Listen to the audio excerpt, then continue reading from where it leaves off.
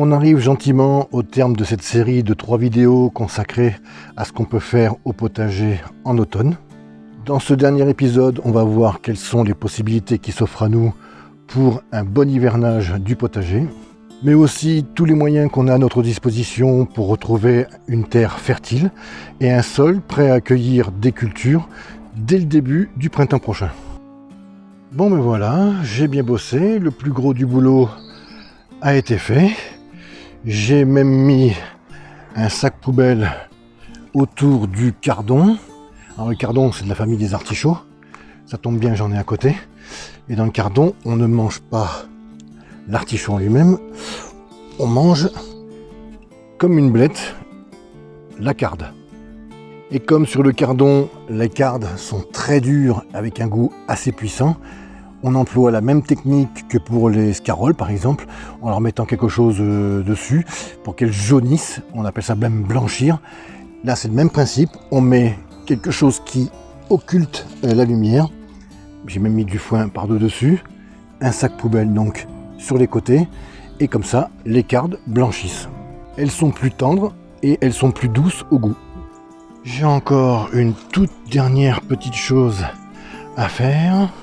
Je veux déterrer mes choux perpétuels pour les diviser, les mettre en pot, leur faire passer l'hiver à l'abri et les replanter l'année prochaine à un endroit plus adapté.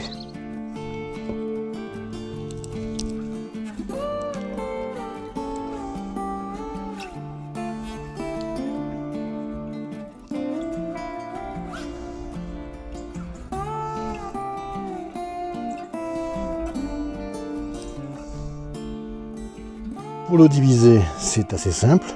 Ici, on voit le pied mère. Sur le côté, on voit un nouveau départ. Il suffit juste de trancher avec le couteau et de laisser un peu de racines pour les deux.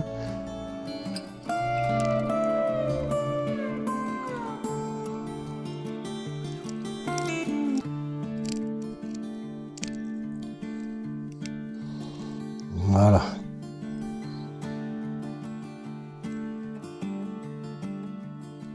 Et maintenant, on a 2 plants prêts à remettre en pot. Pareil pour celui-ci, on voit bien le pied mère, un autre départ, et on voit aussi un 3e départ, un tout petit téton qui commence à pointer ici. Et on va essayer de le séparer en 3 au lieu de 2. On va bien voir si ça fonctionne. Là, j'y suis arrivé. Et là aussi. Voilà, on avait 2 plants, on en a 5.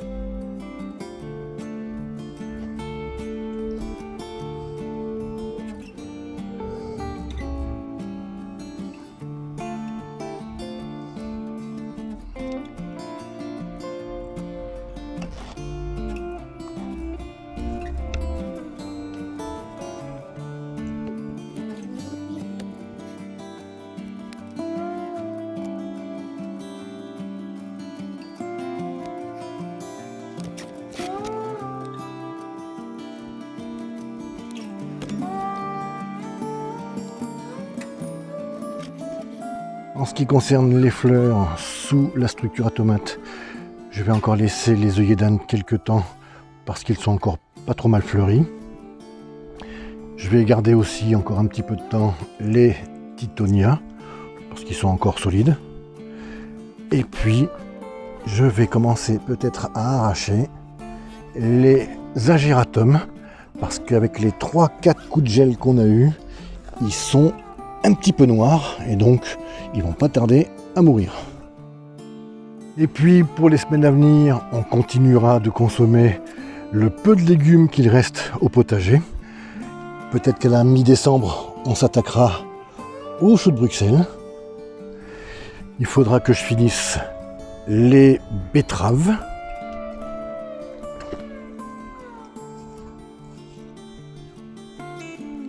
Ça pousse doucement, mais durant l'hiver, on devrait pouvoir s'offrir quelques salades. On a le cardon à manger. Les blettes qui qui ont poussé spontanément dans les haricots cet été et qui s'éclatent un petit peu maintenant. On a dans la même série des spontanés de la mâche que je n'ai jamais semé et qui poussent par-ci par-là. D'ailleurs, ça me fait penser qu'il faut que j'en récolte pour le repas de ce soir.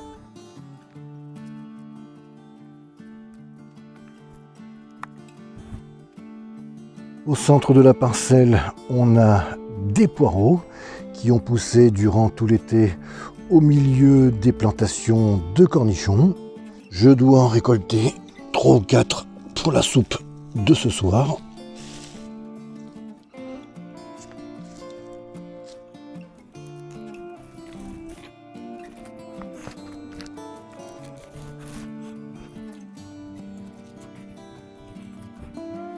Des poireaux, il y en a encore un petit peu ici.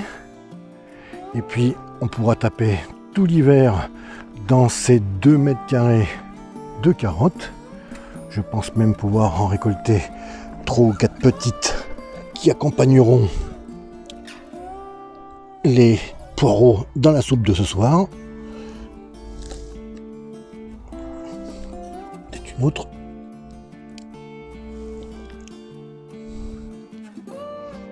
Ça, c'est des jaunes du Doubs. Et puis je vais essayer de récolter des demi-longues de Luc.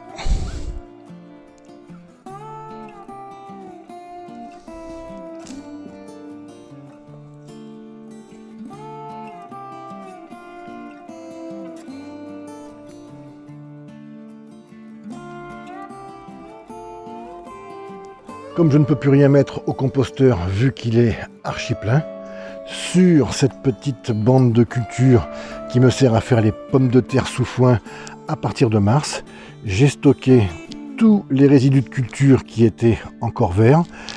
Ici on a les lianes et les feuilles de patates douces. Plus bas on a tous les résidus des piments, poivrons et aubergines, donc les feuilles et les branches. Et encore plus bas on a même les lianes et les feuilles de pastèque. Certes, ça m'a obligé à un peu plus de manutention, mais mon système fonctionnant depuis plusieurs années avec de la matière carbonée en paillage ou incorporée au sol, je ne voyais pas du tout l'intérêt de laisser du déchet vert se décomposer en surface. C'est vrai que ça aurait rendu un petit peu d'azote au sol, mais pourquoi faire puisqu'il n'y a aucune culture à cette période pour en profiter.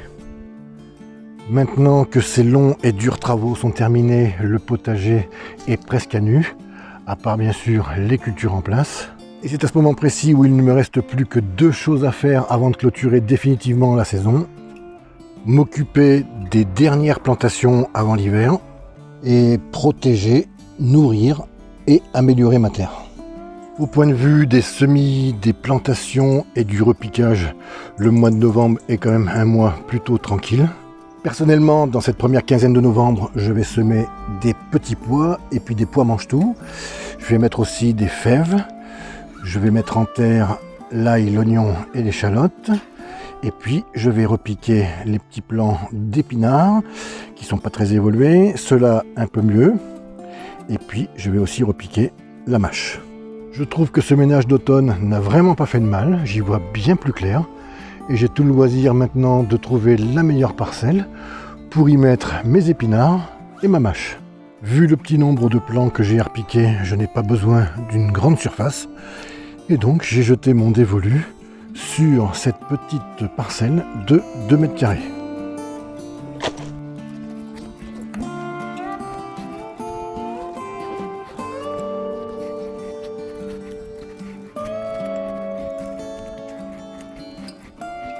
Mission accomplie, j'ai repiqué tous les plants de mâche et d'épinards.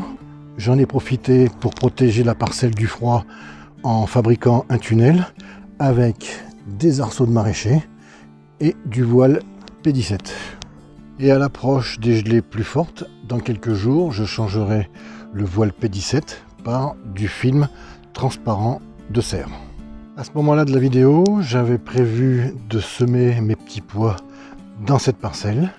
J'avais aussi prévu de semer mes fèves ici et mes aliacées dans cette parcelle. Malheureusement, toutes mes planifications pour ce potager vont devoir être stoppées immédiatement par le simple fait que j'ai fait une offre d'achat et par conséquent je me suis rendu acquéreur d'une parcelle agricole conséquente qui va me permettre de m'installer en tant que maraîcher. Voilà, la grande nouvelle est lâchée. Alors je ne suis pas tout à fait propriétaire puisque je n'ai pas encore signé les papiers chez le notaire. Mais avec l'accord de l'actuel propriétaire, je dispose déjà du terrain pour faire ce que je veux dessus. Je vais peut-être enfin pouvoir réaliser mon projet qui dort dans les cartons depuis plusieurs années. Je dis bien peut-être parce qu'il faut encore que la SAFER, l'organisme français qui gère toutes les transactions foncières agricoles, donne son aval. En tout cas, j'espère que cette affaire va se faire. Ça mettra un coup d'arrêt définitif aux recherches que je mène depuis quelques années pour trouver la meilleure parcelle, au meilleur endroit, au meilleur prix. Je commençais un petit peu à fatiguer, donc là j'ai pas tout ce qu'il faut, mais je suis arrivé à un compromis plutôt intéressant. Bien sûr, j'essaierai de partager au mieux avec vous cette nouvelle tranche de vie, et à ce propos, laissez-moi une grosse quinzaine de jours pour vous faire la présentation en vidéo du nouveau terrain. D'ailleurs, pour ceux qui voudraient ne rien rater et qui veulent me suivre dans cette nouvelle aventure, si ce n'est déjà fait, pensez à vous abonner. Et n'oubliez pas d'activer la cloche pour recevoir les notifications. Et si vous voulez avoir des actualités du jardin un peu inédites, un peu différentes de ce que je propose sur YouTube, vous pouvez toujours rejoindre ma page Facebook ou mon compte Instagram. Alors maintenant, vu que je n'ai plus à mettre en terre mes aliacées, ni à semer mes fèves, mes petits pois et mes pommes mange-tout, il ne me reste plus qu'une chose à faire, c'est à m'occuper de ma terre. Ça aurait été une année normale, j'aurais sûrement sur quelques parcelles semé de l'engrais vert. Sur d'autres parcelles, pour les cultures de 2022 qui sont un petit peu gourmandes, j'aurais sûrement incorporé du fumier de cheval à la grelinette sur les 10-15 premiers centimètres du sol.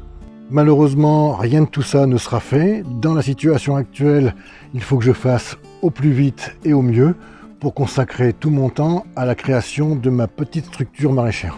Et donc, pour un hivernage serein du potager, je vais juste me contenter de pailler mes parcelles avec une épaisse couche de feuilles mortes qui aura sans aucun doute toutes les qualités requises pour nourrir et protéger mon sol. Comme je n'ai que ces 2 malheureux érables dans mon jardin d'agrément qui me donnent des feuilles mortes et comme je n'ai pas assez de matière pour couvrir la totalité des parcelles du potager, j'ai donc été obligé de me fournir autre part. J'ai pas eu besoin d'aller bien loin pour récupérer une dizaine de sacs comme ceci remplis de feuilles mortes. J'ai dû faire une trentaine de mètres entre mon potager qui est là et la cour de l'école qui est là. La mairie de mon village m'a donné l'autorisation de ramasser toutes les feuilles de tilleul. C'est vrai que ça m'a rajouté encore pas mal de boulot, mais est-ce que c'est pas le prix à payer pour avoir cette bonne matière organique au potager? Et puis, si on ne veut pas retrouver des feuilles aux 4 coins du potager les jours de grand vent, il suffit juste de mettre une légère couche de foin par-dessus la couche de feuilles mortes. Si la vidéo vous a plu, prenez le temps de mettre un pouce vers le haut. Si vous avez des questions ou des commentaires, posez-les sous la vidéo, je me ferai un plaisir d'y répondre. Et d'ici la prochaine vidéo, prenez soin de vous, portez-vous bien, à bientôt, bye bye.